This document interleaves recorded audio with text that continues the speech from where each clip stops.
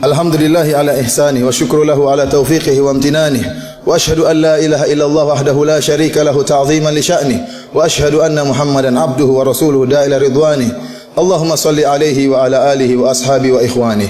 Para hadirin yang dirahmati oleh Allah Subhanahu wa taala, di antara kondisi yang perlu juga agar kita berhusnuzan kepada Allah Subhanahu wa taala yaitu tatkala kita terkena musibah. Seorang mukmin yang bertakwa kepada Allah Subhanahu wa taala, yang berusaha menjauhi kemaksiatan, berusaha menjauhi larangan-larangan Allah Subhanahu wa taala, meskipun terkadang terjerumus dalam kemaksiatan, meskipun terkadang melanggar perintah Allah, tapi dia senantiasa berusaha untuk bertakwa kepada Allah. Jika kemudian dia telah berusaha, kemudian tiba musibah menimpanya, maka yakinlah bahwasanya apa yang dipilih Allah itulah yang terbaik. Apa yang dipilih Allah kepadanya, yang ditetapkan Allah baginya adalah yang terbaik. Allah Subhanahu wa taala berfirman, "Wa asa an takrahu syai'an wa huwa khairul lakum." Bisa jadi kalian membenci sesuatu dan itu yang terbaik bagi kalian. Kemudian kata Allah, "Wallahu ya'lamu wa antum la ta'lamun." Allah yang mengetahui dan kalian tidak mengetahui. Allah yang menciptakan kita lebih mengetahui apa yang terbaik bagi kita, yang lebih maslahat bagi kita. Seorang hamba boleh berangan-angan, seorang hamba boleh bercita-cita, punya harapan-harapan, akan tapi terkadang keputusan Allah bertentangan dengan cita-citanya, bertentangan dengan harapannya. Yakinlah bahwasanya apa yang diputuskan oleh Allah itu yang terbaik bagi dia di masa depan dia, karena Allah lebih mengetahui tentang masa depannya dan Allah lebih mengetahui tentang kemaslahatannya. Bahkan terkadang kata Imam Ibnu Qayyim rahimahullah, terkadang anugerah Allah turunkan dalam bentuk musibah, terkadang anugerah Allah turunkan bagi seorang hamba dalam bentuk musibah. Dan Allah telah memberikan contoh dalam Al-Quran. Contoh yang pertama kisah Nabi Yusuf alaihissalam. Nabi Yusuf alaihissalam, bagaimana dia bisa menjadi seorang Al-Aziz, seorang menteri yang mulia di negeri Mesir setelah melalui berbagai macam musibah. Ternyata musibah-musibah yang datang beruntun tersebut merupakan anugerah dari Allah Subhanahu wa taala sehingga dia bisa menjadi seorang menteri.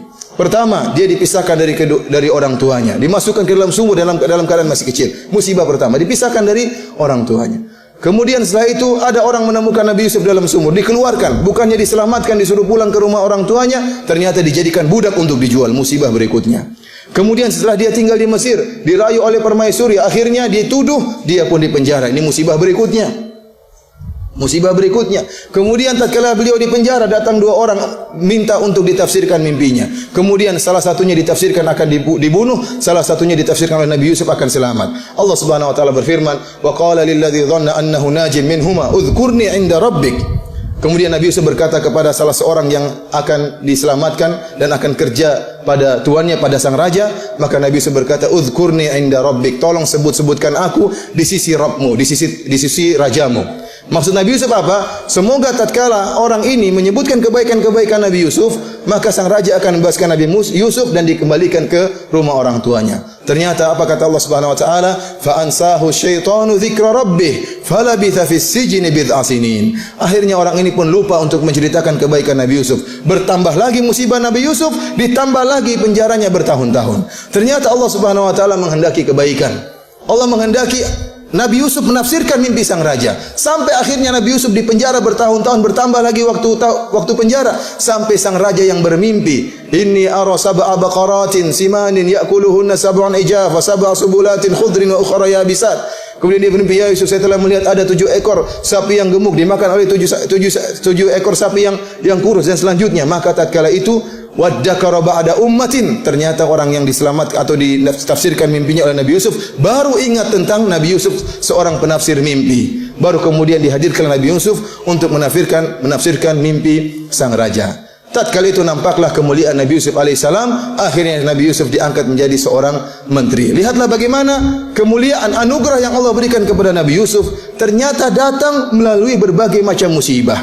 Musibah-musibah yang datang beruntun menimpa Nabi Yusuf, ternyata di balik musibah bertahun-tahun tersebut adalah karunia dan anugerah yang luar biasa. Beliau diangkat menjadi seorang menteri. Ini contoh pertama. Contoh kedua, Allah Subhanahu wa taala menurunkan anugerah dalam bentuk musibah. Apa yang dialami oleh ibunya Nabi Musa alaihissalam, yang Allah berkata, "Wa laqad mananna 'alaika marratan ukhra." Kami telah berikan anugerah kepada engkau wahai Musa pada kesempatan yang lain. Kapan? "Idz auhayna ila ummika ma yuha an iqdhifihi fit tabuti faqdhifihi fil yammi falyulqihil yammu bis sahil ya'khudhu aduwwu li wa aduwwullah."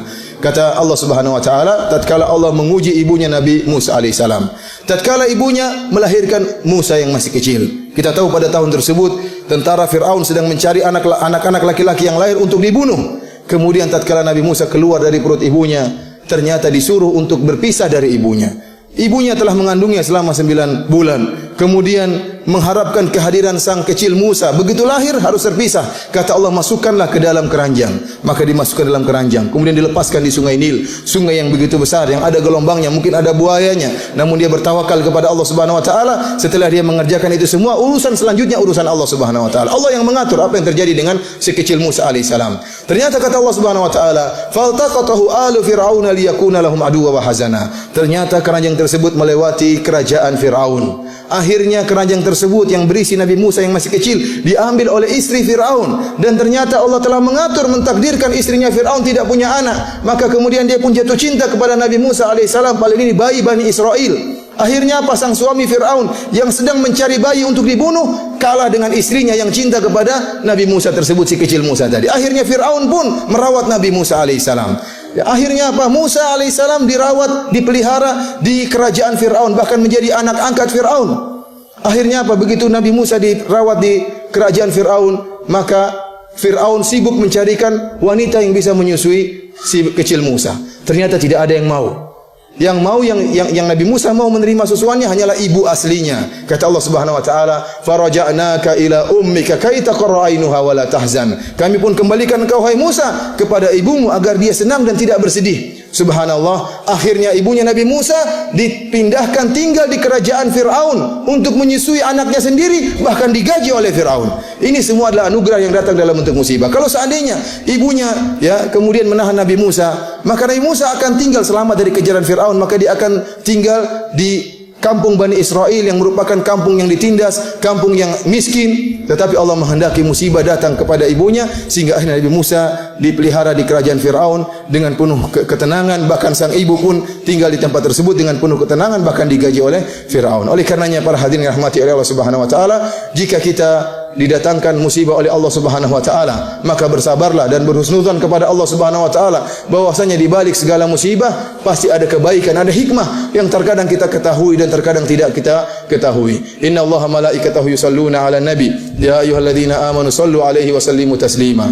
Allahumma ighfir lil muslimina wal muslimat wal mu'minina wal mu'minat al ahya'i minhum wal amwat innaka samiyyun qaribun mujibu da'wat ya qadhiyal hajat. Allahumma ati nufusana taqwaha wa zakkiha anta khairu man zakkaha anta waliyuha maulaha. Allahumma rabbana atina fid dunya hasanah wa fil akhirati hasanah wa qina adzaban nar. Allahumma inna nas'aluka hubbak wa hubba man yuhibbuk wa hubba kulli amalin yuqarribuna ila hubbik. Allahumma inna nas'aluka fi'lal khairat wa tarkal munkarat wa hubbal masakin wa an taghfir lana wa tarhamana wa idza aradta bi ibadika fitnatan faqbidna ilaika minha ghairu maftunin. Rabbana atina fid dunya hasanah wa fil akhirati hasanah wa qina adzaban nar wa aqimus salah.